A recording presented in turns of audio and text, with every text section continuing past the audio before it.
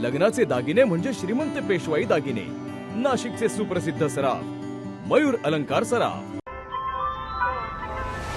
ताज्या बातम्यांसाठी नाशिक न्यूजच्या YouTube चॅनलला सबस्क्राईब करा आणि बेल आयकॉनला प्रेस करा।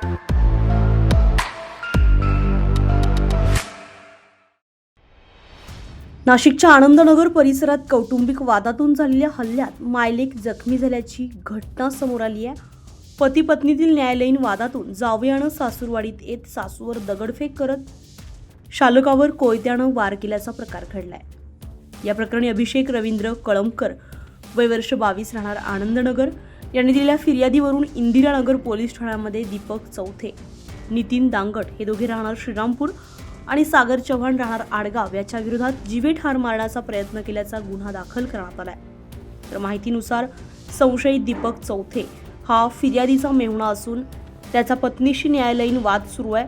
या पार्श्वभूमीवर सोमवारी रात्री तो आपल्या 2 साथीदारांसह सासूरवाडीत आला।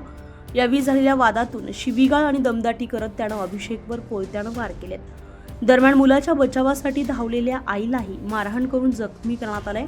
तर या घटनेनंतर परिसरात काही काळ तणावाचं वातावरण निर्माण झालंय, तर पोलिसांकडून पुढील तपास सुरू आहे। Bureau report, Nashik news, Nashik.